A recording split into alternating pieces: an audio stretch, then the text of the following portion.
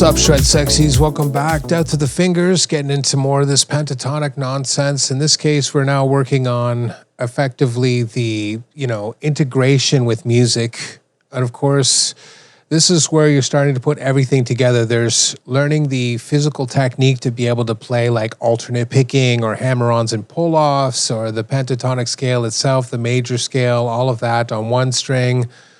Vertically, using 3 notes per string, whatever it is. That all sort of has to happen beforehand, and you sort of get a certain measure of memorization. But once you do get there and you start putting them together as you should be, what happens is that you need like new targets that aren't exactly noticeable, right? And you have to develop your own style. So I'm talking about it with regards to the way I'm playing, the shred metal stuff. You got to do it your own way if you're doing country or some sort of hybridized rock thing. It's not about shred. These are universal concepts that will help any player because it helps you break out of the box with how you arrange the sequences of notes and makes it more pleasing musically speaking to almost any person. Doesn't matter if they're listening to grindcore or if they're listening to classical music. These things are universal truths. And then depending on how cerebral you are, you'll be able to mix them together more sort of, surreptitiously and create an even cooler effect. So in the first one here, you hear me developing the melody, not much shred at all, unless it's to punctuate the end of the phrase, and that's just it. It's a whole bunch of stuff. The microtransactions, if you will, the slides, the vibrato, the bends, the sort of sequences and contours. I'm keeping the shred factor to a minimum, but I'm also trying to use target tones where I land on notes that are going to be pleasing to the backing track to create a melody. That's a skill. So don't skip over top of it, and that should be part of when you're actually practicing. When you're doing the scales themselves, the scale shapes, start to think about, okay, well, I can just use this little fragment here on the E and the A string and then the A and the D string to create something that's really cool, and then just work through that. And I develop groove and feel, right? By knowing how to integrate alternate picking and hammer-ons and pull-offs and doing ghost strokes and the whole 9 yards, right? It starts off at the basic level, and then you're like, look, I can extend it out now. Now I just don't know 3 strings. I got 4 or 5 strings. We're all 6. Done. And so it starts off in small increments, but you're not just trying to practice a scale all the time. You're trying to actually develop a sense of what it is you want to say musically. Everybody uses the pentatonic scale, but how is it you're going to use those notes to say what it is that you're going to say? Because I don't sound anything like some of the guys from Nashville, right?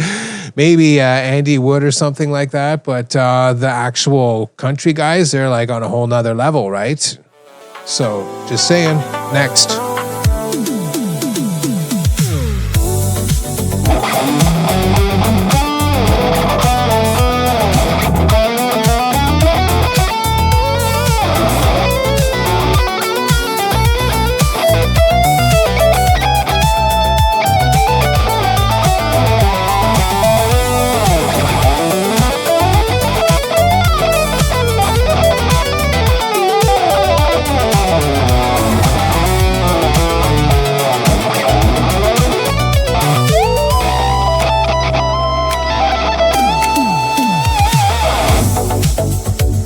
All right, there's a prime example of what I call flip-flopping, basically 2 synergistic keys, in this case D major and A major, which are, related obviously by a perfect fifth from D, right? Just jumping up there to the A string, 12th fret, 10th fret on the low E string.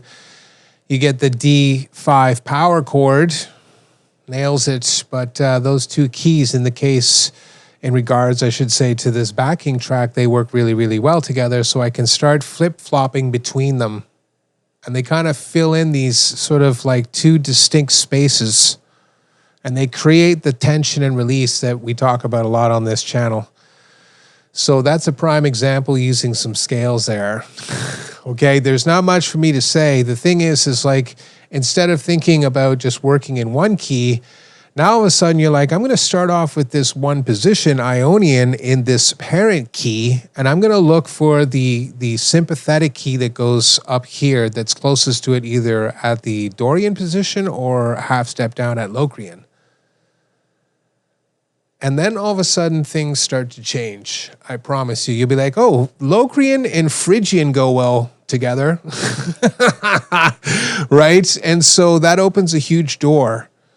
And so flip-flopping is an essential skill, but of course it starts off with hearing the flip and the flop, right? So again, the objective here is know the parent key. I'm playing in G major and E minor, and then B, what is the flip-flop sort of equivalent?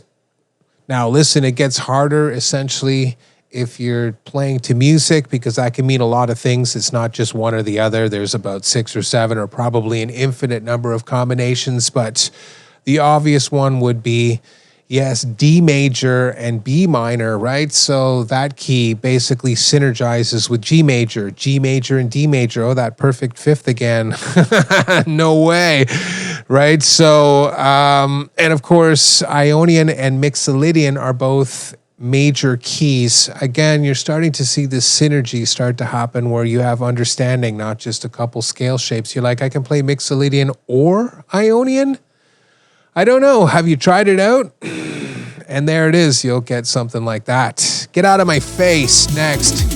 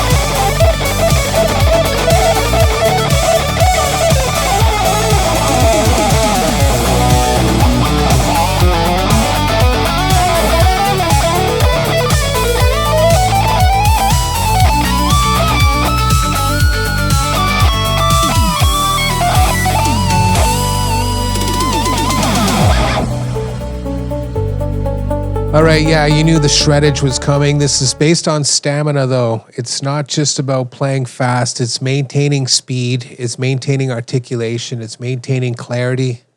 It's playing for an extended period of time. It's moving between the strings. It's the notes themselves making sense. When you see me make a mistake, you see me move to a note that corrects it. That right there, in and of itself, is the exercise, okay? Sometimes I'm on a fishing expedition, if you will, for more interesting notes, and it's just a miserable failure. And it happens a lot. But the thing is can you move to the right note? Okay, and once you do that, then all of a sudden, once you start playing fast, you notice that that tool becomes very, very useful because the previous wrong note actually sounds pretty damn cool when you play it super psycho fast. And you see me do this whole sort of sequence with regards to like whole steps and whatnot, which gives it a really, really interesting flavor. And that's my point. My brain can do this stuff way faster than I can actually think about it. It does all the calculations because I've done this so many times. And so when you're doing and working on stamina and whatnot, what you're thinking about is like not only the combinations of notes, but then of course the technique necessary to keep the whole thing going for an extended period of time. So it's the two at once. It's not enough just to go really fast in one position. You have to start to adapt that over to whenever I want to, I can just start playing fast. Whether it's across 6 strings or across a couple strings, or start off a couple strings and then go up on one string and then just shred everywhere. How fast, it's up to you, and how successful you are at that is also up to you. But the whole idea here is that sort to, just start pushing the limits until you start to exhaust yourself. You're like, I'm tired of fretting or of alternate picking, and then be like, what am I doing wrong there? Right? I'm being defeated by a little steel string. So once you start going down that road, it's the riddle of steel, but I'll leave it up to you, okay? Next.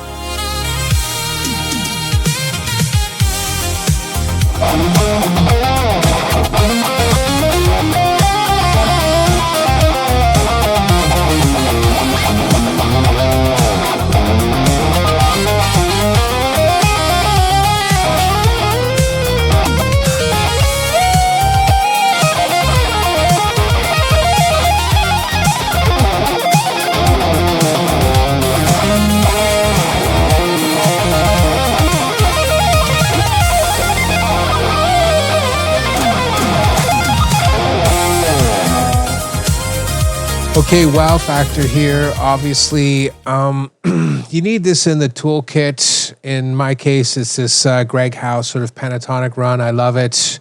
And it's really just because there's these string skipping arpeggios I've been working on, but I'm too much of a wimp to really throw them out all the time because I'm not good at them yet. This one I'm a lot better at. So it's in there. It's the wow factor. People are like, yeah, that sounds amazing. But honestly, it's just the pentatonic scale and me tapping it out and doing it, in a really fancy kind of way to create a cool sound. So, musically speaking, it's at the lowest rung as far as like someone being able to do it. Being able to do it at that speed, maybe at a much higher one, but just understanding the concepts is like the lowest rung, right? It's me stacking a couple pentatonic shapes together, Aeolian and Ionian in this case. And when I do the ascension, it's just basically Aeolian and Mixolydian. It's not really that complicated. It's just, it looks that way because, it's fancy or whatever it is. But that's the thing. Don't get confused that wow factor licks have to be some sort of absolutely terrifying shred thing like Stephen Taranto. No, it can be a lot more scaled down. And listen, you need it. You need something, or definitely an entire toolbox full of tools like that where you can actually do something, whether it's a turnaround or a lead up or diminished or dominant 7, and you should have one for each. Obviously be like, I don't have a diminished lick that's kind of getting on the wow factor, which there are many. Jeff Loomis, Ingve, so go ahead, pick one and just start, mining some of their ideas. But Andre Nieri too has got some of the most terrifying diminished licks I've ever heard. Those cascading diminished triads are some of the most badass things ever. Just amazing. But there you go. That's the thing is you got to start from the question and then get on it and then work on the wow factor. And listen, it's the path of least resistance, and then it's just practicing it over and over and over and over again until it becomes second nature. That's the big reveal. It's not its complexity. It's how well you've mastered the technique to present the idea to the crowd. And when you do it right, people are like, damn, kid. Next.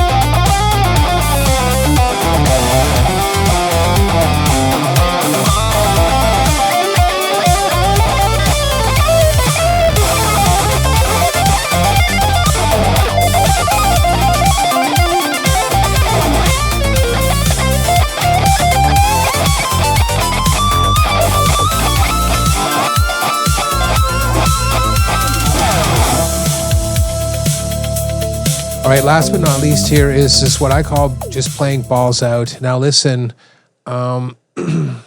you're kind of shutting off the rational mind at this point, and you're just kind of letting go. And again, there's a whole bunch of factors there. When you land on the wrong note, you're going to move to the right note. When you make a mistake as far as, oh, I didn't quite nail the timing on that, you're going to sort of make a mental note of that. Be like, I'm pressing down too hard on the strings. I'm using too much tension there. I'm not fretting those, as efficiently as I could. I'm using too much force, if you will. So it's starting to interfere with how easy it is for me to play it. And then, of course, sync up with the actual tempo. It's not you have to play harder and faster or whatever it is. It's you have to relax more and be more cognizant of what it is that you want to play. Play with intention. Oh, I meant to do that. Not, oh, that was cool. Okay, that happens too, but it can't be the majority of the time. Right? So playing balls out is sort of the idea to get over that hump where you're going to be, I'm going to take more more risks. Right? And it's going to be more challenging. I'm going to play things, that I don't normally play and I'm not that great at. And I'm just going to close my eyes and just go for it. That's just it. It's like, the leap of faith.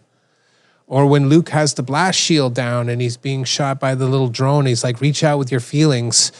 It's the same idea. You're going to effectively shut off the mechanical part of your mind to be like, oh, concentrate on these scale shapes and sort of put a sequence together. Instead, you're just going to be like, let my fingers sort of guide me on the fretboard by just the sound of the notes. And eventually you'll land on these target tones and you'll be like, I know what that is immediately. And then that'll open a bunch of doors. You're going to do diminished or dominant 7? Are you going to play like more fancy ones like major 7 sharp 5 or something like that? Because you're at